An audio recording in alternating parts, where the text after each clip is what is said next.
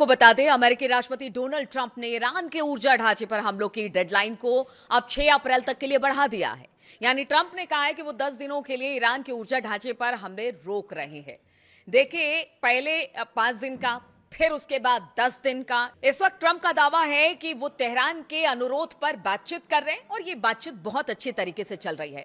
Trump अपने truth social platform पर इसकी जानकारी उन्होंने दी है।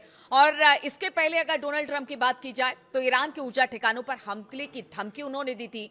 5 दिन का अल्टीमेटम दिया था, लेकिन इसके खत्म होते होते अब यह अल्टीमेटम बढ़ाकर 10 दिन कर दिया गया है। ट्रंप ने ट्रुथ सोशल पर लिखा कि ईरानी सरकार के अनुरोध पर मैं ऊर्जा प्लांट को नष्ट करने की कार्रवाई को 10 दिनों तक के लिए, यानी कि सोमवार 6 अप्रैल 2026 को पूर्वी समय भारत के एक अनुसार, अगर यहां के समय के अनुसार बात की जाए, 8 बजे तक के लिए रोक रहा हो। ट्रंप ने ईरान और वाशिंगटन के बीच बातचीत में प्रगति का संकेत दिया। वो तो बार बार वो दे रहे हैं, वो तब भी दे रहे हैं जब ईरान मना कर रहा है। अब उन्होंने 5 दिन से बढ़ाकर 10 दिन कर दिया है कि ऊर्जा ठिकानों पर किसी तरह का हमला नहीं होगा। आखिर ट्रंप चाहते क्या है? उन्होंने जो लिखा है और जो उन्होंने कहा है वो आपको बताते हैं। उन्होंने कहा है कि देखिए, ऐसा है कि बातचीत ईरान के साथ हमारी चल रही है। फेक न्यूज मीडिया और अन्य लोगों के इसके विपरीत बयानों के बावजूद ये बहुत अच्छी तरह से आगे बढ़ रही है। ये बयान लगातार वो देते रहे हैं। एक बार फिर से इन्होंने टारगेट पर, निशाने पर मीडिया को लिया है। और ये दूसरी बार है जब ट्रंप ने ईरान के ऊर्जा ढांचे पर हमले की डेडलाइन को बढ़ा दिया है। पिछले शनिवार को ट्रंप ने स्ट्रेट ऑफ हॉर्मूज को तेल टैंकरों के खोलने के लिए 48 घंटे का समय दिया था और कहा गया था कि अगर ऐसा नहीं किया जाएगा तो फिर ईरान के पावर प्लांट को नष्ट करने की धमकी उन्होंने दी थी और कहा था कि ऐसा हमला किया जाएगा जिसे ईरान भूलेगा नहीं। लेकिन एक दिन बाद ट्रंप ने बातचीत का हवाला देते हुए इसमें 5 दिन के लिए इसे टाल दिया। अब इसे बढ़ाकर 10 दिन कर दिया है। ये क्या कहा जा रहा है? क्या ट्रंप जो हैं वो नहीं चाहते कि अब युद्ध आगे बढ़े और वो ईरान से बातचीत करना चाहते, इसकी पेशकश कर रहे हैं? 15 सूत्री मांगों को लेकर उन्होंने ईरान को आगे बढ़ा दिया है अपने मध्यस्थों के जरिए, पाकिस्तान और तुर्की के जरिए। लेकिन ईरान है कि उसकी बातें, जो उन्होंने 5 बातें रखी हैं, उसे अगर ट्रंप मान लेते हैं तब ईरान कह रहा है कि बातचीत होगी। और इस बीच जितने भी बयान ट्रंप के हैं, हर बार ईरान ने दावा किया है कि ट्रंप झूठ बोल रहे हैं।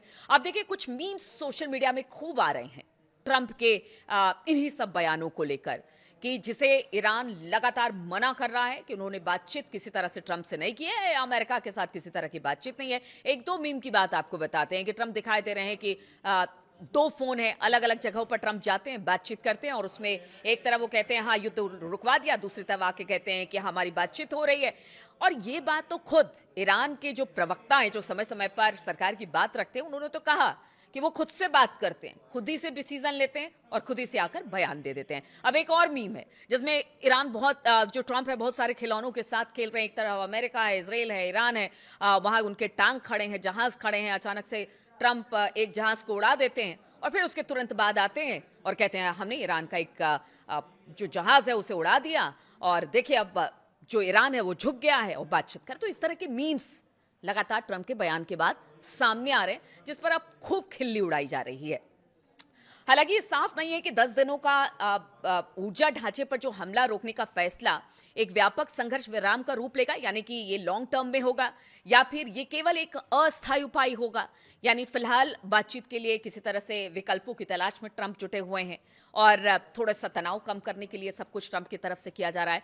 लेकिन इस विराम से कूटनीति के लिए जगह मिल सकती है। और इसके पहले ट्रंप के मध्य पूर्व के विशेष दूत स्टीव विटकॉफ ने एक कैबिनेट बैठक में बताया कि तेहरान बातचीत के लिए तैयार है। विटकॉफ ने अपनी 15 सूत्रीय मांगों को सामने रखा है, यानी ईरान के सामने रखा है और ये सार्वजनिक रूप से माना कि हाँ, हमने 15 पॉइंट की एक एक्शन लिस्ट ईरान तक पहुंचा दी है। अमेरिका के राष्ट्रपति डोनाल्ड ट्रंप ने दावा किया कि उनको ईरान से गिफ्ट में तेल के टैंकर मिले। अब देखिए एक और बयान ट्रंप का, गिफ्ट में तेल टैंकर। हाँ, गिफ्ट में मिसाइलें जरूर मिल रही है अमेरिकी बेसिस को और उनके ठिकानों को, या इजराइल में जिस तरह से हमने देखा कि किस तरह से ड्रोन और लगातार मिसाइलों से हमला हो रहा है। लेकिन अभी तक ये खबर नहीं आई थी कि गिफ्ट में तेल टैंकर ट्रंप को मिल रहे हैं। लेकिन ट्रंप ऐसा भी दावा कर रहे हैं। ट्रंप ने गुरुवार को कहा कि ईरान ने युद्ध खत्म करने के लिए बातचीत को लेकर अपनी गंभीरता दिखाने के लिए तोहफे के तौर पर हॉर्मुज स्ट्रेट से अमेरिका के 10 तेल टैंकरों को गुजरने की अनुमति दी है। हालांकि इन जहाजों पर झंडे दूसरे देशों के थे। ये भी आप समझिए कि ट्रंप कह रहे हैं कि दूसरे देशों के झंडे थे लेकिन तेल हमारा था और हमें गिफ्ट के तौर पर तेल ईरान ने भेज दिया। पाकिस्तान के झंडे वाले जहाज शामिल हैं, ऐसा ट्रंप का कहना है। अमेरिकी राष्ट्रपति ने इसे बातचीत के बीच सद्भावना का संकेत बताया। लेकिन आप समझिए, जब भी ट्रंप किसी तरह का कोई बयान देते हैं, एक बड़ा हमला इजराइल या अमेरिका के ठिकानों पर हो जाता है। यानी ईरान बताने की कोशिश करता है कि आप सद्भावना की बात करते हैं लेकिन सद्भावना आप दिखाते नहीं। सद्भावना जो है आपके बातों में झलकती नहीं है और आप लगातार जब भी बातचीत का रास्ता मख्तियार करते हैं, आप उस बातचीत को बीच में ही छोड़ते हैं और फिर युद्ध करते हैं। तो इस बार अब जब आप युद्ध आपने छेड़ा है, अब आप बंद करना चाहते तो हम युद्ध नहीं बंद करेंगे जब तक कि आप हमारी 5 मांगों को नहीं मान लेते। और इन 5 मांगों को अगर अमेरिका मानता है तो एक तरह से कह लीजिए कि युद्ध में उसकी हार है।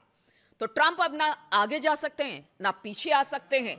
ईरान की बात अगर मान लेते हैं तो फिर हार निश्चित है और अगर नहीं मानते हैं तो युद्ध और भयंकर है, क्योंकि बातचीत इसी पर अभी टिकी हुई है कि बातचीत होगी तो ठीक, वरना युद्ध लड़ने के लिए तो ईरान तैयारी है। उसने तो अपने मिसाइल जखीरे को दिखाया है और बहुत सारी चीजें उन्होंने सामने रखी है। यहां तक कि उन्होंने कहा कि खार्ग आइलैंड पर अगर आप अपने सैनिकों को उतारते हैं, जिसके पीछे खुद सीएनएन ने, जो उनके सूत्रों के हवाले से खबर आ रही है, सीएनएन ने इस बात की तस्दीक की है, इस बात को कहा है कि खार्ग आइलैंड पर बहुत जल्द अमेरिकी सेना उतरने वाली है और वो खार्ग आइलैंड पर कब्जा करने की तैयारी में। तो ईरान ने भी कह दिया है कि देखिए, वहां पर जितनी गुफाएं हैं, मिसाइलें हैं, उसमें जो आसपास के इलाके हैं, तटीय इलाके खार्ग आइलैंड के आसपास का, उसमें पूरा बारूदी सुरंग बिछाया गया है। और अगर इस बार अमेरिका उस आइलैंड पर उतरता है तो इतने अमेरिकी सैनिक मारे जाएंगे जिसको गिनना भी अमेरिका के लिए मुश्किल हो जाएगा। तो ईरान ने भी धमकी दे दी है। तो ये अब दोनों तरफ से बातचीत चल रही है। बातचीत के बाद कई सारी ऐसी बातें आती हैं जो धमकी के तौर पर भी देखी जाती है। लेकिन ट्रंप के बयान पर वापस लौटते हैं तो ट्रंप के बयान से तो लगता है कि सब कुछ सुलह हो जाएगा, सब कुछ ठीक हो जाएगा, लेकिन ऐसा है नहीं। व्हाइट हाउस में कैबिनेट की बैठक के दौरान बोलते हुए ट्रंप ने कहा कि यह घटनाक्रम वॉशिंगटन और तेहरान के बीच सीक्रेट लेकिन सक्रिय जुड़ाव को दिखाता है। ट्रंप ने कहा कि यह दिखाने के लिए कि हम भरोसेमंद हैं, हम आपको तेल के 8 बड़े जहाज देने जा रहे हैं और उसके बाद 2 और अमेरिकी जहाजों का रास्ता साफ कर दिया जाएगा। तो देखिए, ट्रंप बार बार बयान देते हैं और यहां तक कि अगर परसों की बात की जाए तो उन्होंने कह दिया कि देखिए, ईरान में कोई सुप्रीम लीडर बनना ही नहीं चाहता है और वहां पर अगर किसी को सुप्रीम लीडर बनाया जा रहा है तो वो ये कहते हैं कि नो थैंक्स, हमें सुप्रीम लीडर नहीं बनना। यानी मरने का इतना खौफ अमेरिका और इजराइल ने जिस तरह से हमला किया और वहां पे टॉप लीडर्स को उड़ा दिए, अली खामनेई साहब को उनका असैसिनेशन हो गया, तो इसके बाद वहां पर कोई सुप्रीम लीडर नहीं बनना चाहता। अरे सुप्रीम लीडर नहीं बनना चाहता है तब तो ईरान आपको इतनी बड़ी चुनौती दे रहा है। और जिस तरह से अगर मुस्तफा खामनेई की बात की जाए, उनके नेतृत्व में तो लगातार हमले हो रहे हैं, फिर आप किस तरह से ईरान को कमजोर बता रहे हैं, ये बड़ी बात है। तो ट्रंप भले कुछ भी बयान दे दे लेकिन ईरान बिल्कुल अपनी बात पर टिका हुआ है। ईरान का कहना है बात मानो, युद्ध विराम करो या युद्ध खत्म करो। बात नहीं मानो तो तब तक लड़ते रहेंगे जब तक हमारे पास लोग हैं, हमारे पास मिसाइलें हैं, हमारे पास ड्रोन हैं, तब तक हमारा हमला नहीं रुकेगा। शुरू आपने किया है युद्ध, खत्म हम करेंगे।